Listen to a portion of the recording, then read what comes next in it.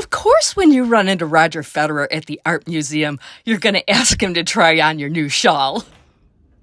Hi guys! Today I wanted to talk about the goods and the bads of WIPs or UFOs. You know, works in progress or unidentified or unfinished objects, unidentified UFOs. I do like sci-fi a bit too, but you know, they're called UFOs a lot in the quilting world. Unidentified. I said it twice! Unfinished objects. But aside, before I started getting all goofy on you, there's a good and bad that come with them. You know, like most of us would say, put them probably on the negative side, right? We have all of these projects we started and we never finished, and then you feel like the burden of having all of these incomplete projects, right? But on the flip side of them, what I like is that I find myself that I have my crochet mood kind of changes. There's some days I'm like super eager to get started on a new project. I'm daydreaming about my yarns and I'm thinking what I want to do with them. And I really get into the planning kind of phase, right?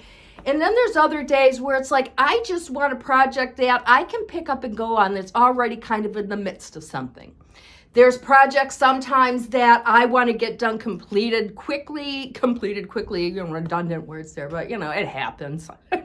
I don't script this. You know, and lastly, sometimes you just get in the mood to complete things, right? So there's like 4 examples about all the differences that WIPs can represent to you. I'm in a place right now where I've got a couple projects kind of going. One of them is a temperature blanket that I didn't finish, and I'm going to repurpose that, and I'll do a separate video on that one later on. And the other one is I have a giant ball of blanket yarn, and I'm halfway through a blanket, and that's going to take me some time, and I can't work on that a whole lot because of the yarn itself, it stresses my hand out. So I got a couple kind of long-term projects. Look, I'm playing double dribbling, right? But I got a couple long-term projects that I'm working on right now, and I find I'm in the mood to do something that I can kind of crank out quickly because I need some fresh colors and I need that feeling of completion. So what I decided to do is make another triangle shawl.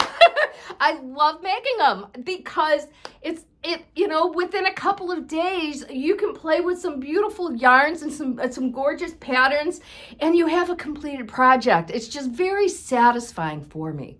And so that's what I'm doing now. And the yarn I am using for this is the Bago Day Tonal Hues. And I am combining these 2 colors, this beautiful kind of magenta pink here with this rustic orange. And I'll put the details somewhere on here for you guys to see in case you want to know all the fancy stuff about it. This is a premium anti-pill acrylic. Okay. And I am going to double strand those. I have already picked out my pattern. Maybe you've heard of it. It is called the Drunken Granny. And it's been really fun once I got started on it. It's one of those ones where you can fly through it real quick, just like you would with a granny stitch. Let me show you how far I've gotten so far.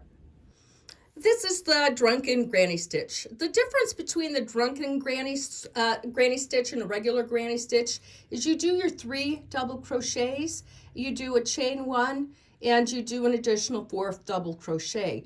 And by doing this chain 1 with the 4th, it gives the appearance that they're falling over. Drunken. If you don't like the word drunken, call them clumsy. It's really irrelevant. But it's a very simple and cute pattern. You can see that the center line has a staggered look to it. What I've done here is I tried to color match the gold with the pink here. And so you can see how they're kind of blending here, and it's starting to gradiate into the other colors.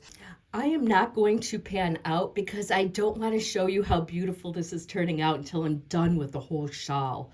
What I have completed here so far is 1 roll of each. And so I have 1 roll of each double stranded to complete it. And that I'm going to be so excited to show you because these colors are turning out so beautiful. It's maybe you can start to see where they're blending here. Oh, it's so exciting. Okay, guys, I got to go finish this.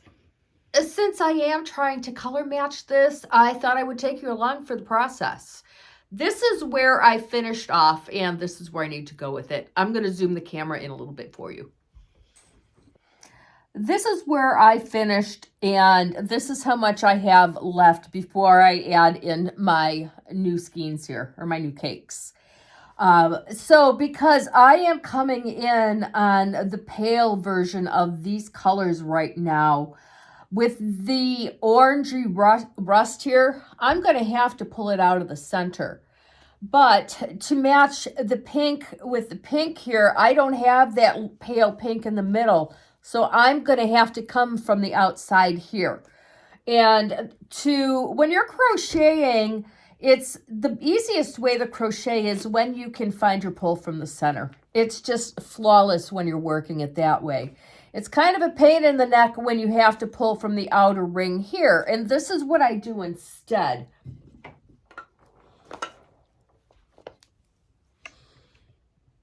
Okay, I have one of these little doodads here, and this is so cool. My daughter Shane bought me this for my birthday, and it was like the best gift ever.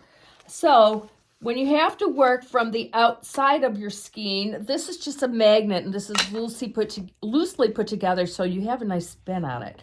But I'm going to have to come on the outside of my yarn here, and because I needed to have a nice spin, what I want to do, there we go, is come through the center here and then just push it through, and then I'm going to work this here. And that way, anytime I'm pulling, it just automatically spins effortlessly. So that's what I'm going to do. This roll here, I'm going to pull from the outside. This one here, I'm going to work from the inside, and I am going to just continue to move forward. So I'm excited to get started on this, because this is an easy pattern, and I hope to have it done in maybe a day or two or something. It's just beautiful. I have not decided yet. Let me turn this around so I can talk to you. I haven't decided yet whether I'm going to do an edging on this or not. And the reason being is these are my last two rolls. So when I run out of this, I run out of this. I'm not going to go online and order any more of it just to put a border on it, as much as I love a good border. So what I have to do is just kind of pay attention to the sizing as I work through it. And if I get to a real nice size and I still have a good amount of this left, then I'm going to go ahead and add that border. The border I really like because I can put the hidden closure in it, and that's wonderful. But if I can't do that, I'll probably just put a button on it so I can do that instead. But we'll see. We'll see.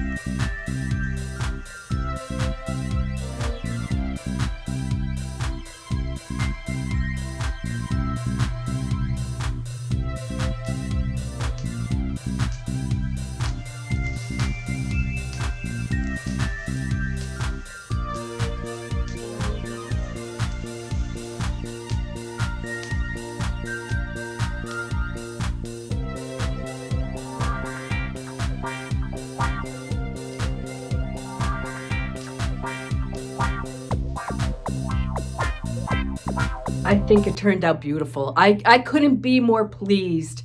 I was even able to do edging on it and do my little pocket, which is on the other side. Woo, there it is. So I was still able to do my little hidden closure there. I did not have enough yarn to do a border all the way around, but I went back and forth twice on here, and it gave it a nice cleanup, and I've got that little border on it. So as you can tell, I didn't nail it as far as my blending goes. I did really good on the top here. It worked out well, but because each cake was not perfectly light to dark, it became a struggle. Am I disappointed? Absolutely not. I think this turned out absolutely gorgeous. Absolutely gorgeous. Look at that. And this is all that I have left. I used almost all of it, so that's really cool on top of it, right?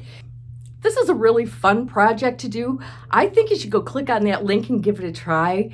It flows really easy, just like a granny stitch. So you can just mindlessly work through it and get something as beautiful as this. This is probably 3-4 day project, you know, like most projects.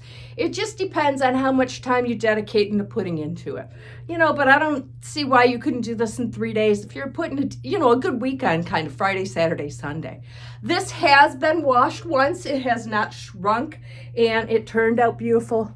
Really pleased with this. Really pleased with this one. Go give it a try, guys. Thank you for watching. Toodles.